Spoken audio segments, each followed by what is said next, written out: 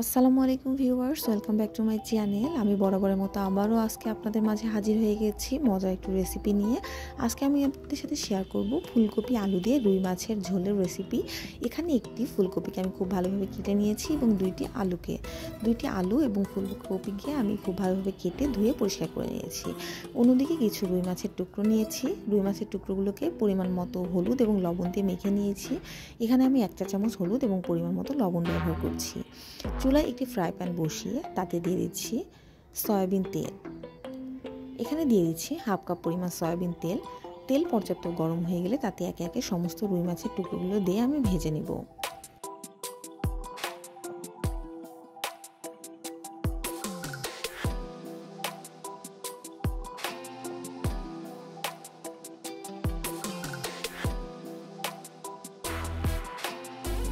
একে একে সমস্ত রুই মাছের টুকরোগুলোকে আমি দিয়ে দিচ্ছি এবং রুই মাছের টুকরোগুলোকে খুব ভালোভাবে আমি ভেজে নিচ্ছি।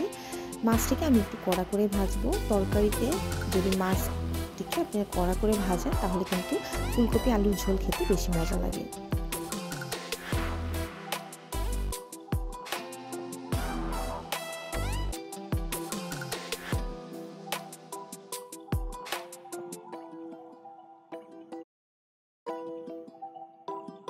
কড়া করে ভেজে নেওয়া রুই মাছের টুকরোগুলোকে আমি তুলে নিয়েছি।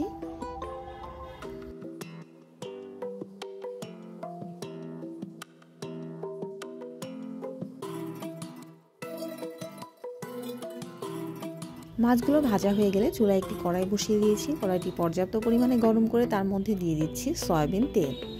এখানে আমি হাফ কাপ পরিমাণ সয়াবিন তেল ব্যবহার করছি। 1 পিস রসুন, একটি পেঁয়াজ এবং হাফ চা চামচ জিরাকে বেটে নিয়েছি। তার মধ্যে দিয়ে দিচ্ছি 1 চা চামচ হলুদের গুঁড়া এবং হাফ চা চামচ ধনিয়ার গুঁড়া এবং 1 চা চামচ লাল মরিচের গুঁড়া এবং প্রয়োজন মতো লবণ। সমস্ত মশলাকে খুব ভালোভাবে কষিয়ে নিব। কষানোর জন্য এখানে আমি দিয়েছি 1/4 কাপ পানি, যাতে মশলাগুলো পুড়ে না যায়। মশলাগুলো পুড়ে গেলে কিন্তু তরকারিতে তেতো ভাব চলে আসে, এতে করে তরকারিটি খেতে একেবারে বাজে হয়। এজন্য আমি 1/4 কাপ পানিতে খুব ভালোভাবে মশলাটি কষিয়ে নিচ্ছি যতক্ষণ না পানি শুকিয়ে তেলগুলো ছেড়ে দেয়। পানি শুকিয়ে এভাবে তেল ছেড়ে দিয়েছে। এবার এর মধ্যে আমি দিয়ে দিচ্ছি আগে থেকে কেটে রাখা ফুলকপি এবং আলুর টুকরোগুলো। আপনারা অবশ্যই তরকারি রান্না করার সময় মশলাটিকে খুব ভালোভাবে কষিয়ে নেবেন। ফুলকপি এবং আলুর টুকরোগুলো দিয়ে আমি মশলার সাথে খুব ভালোভাবে নেড়ে নিচ্ছি।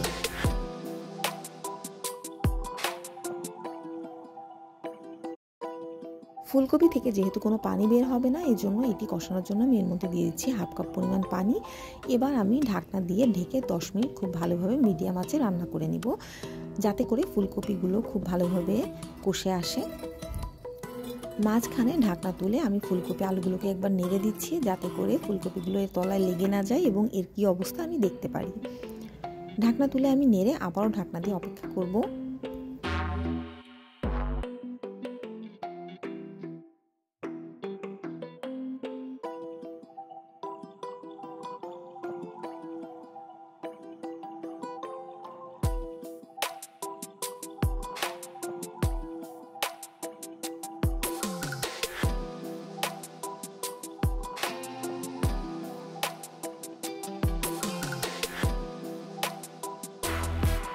অনবরত ফুলকপি আলুগুলোকে নেড়ে দেওয়ার পরে কিন্তু সমস্ত পানিগুলো শুকিয়ে এভাবে খুব সুন্দরভাবে কষে এসছে। যখন এভাবে তরকারিটি কষে আসবে ঠিক এই পর্যায়ে আমি এর মধ্যে দিয়ে দেবো ঝোলের পানি। আপনারা তরকারিটিকেও কিন্তু খুব ভালোভাবে কষিয়ে নেবেন, এতে করে তরকারির টেস্ট অনেক ভালো আসে এবং তরকারির মধ্যে খুব ভালোভাবে মশলাগুলো প্রবেশ করে। এবার এর মধ্যে আমি দিয়ে দিচ্ছি ঝোলের পানি। এখানে আমি 1.5 কাপ পরিমাণ পানি ব্যবহার করছি। যেহেতু কষাতে কষাতেই ফুলকপি আলুগুলো সিদ্ধ হয়ে গেছে, এই জন্য এখানে আমি খুব বেশি পানি ব্যবহার করলাম না। এবার ঝোলের পানি দিয়ে হালকা বলক ওঠার জন্য আমি অপেক্ষা করব।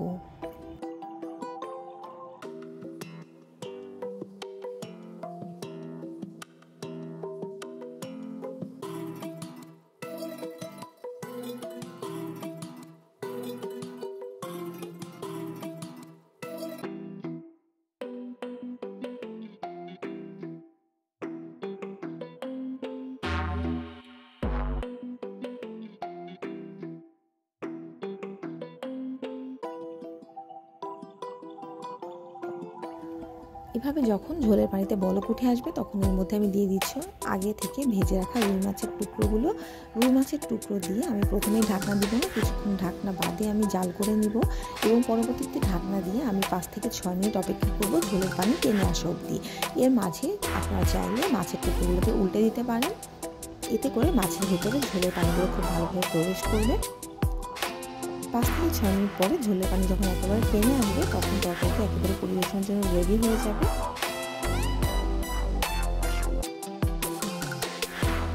আপনারা যারা এখনও আমার চ্যানেলটি সাবস্ক্রাইব করেননি অবশ্যই সাবস্ক্রাইব করবেন, ফ্রেন্ডস অ্যান্ড ফ্যামিলির সাথে শেয়ার করতে ভুলবেন না এবং যারা ইতিমধ্যে আমার চ্যানেলটি সাবস্ক্রাইব করেছেন তাদেরকে জানাই অন্তরে অন্তঃস্থল থেকে অসংখ্য ধন্যবাদ।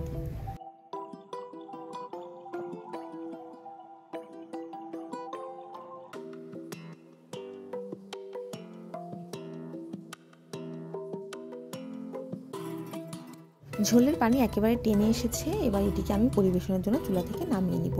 Thanks for watching my video.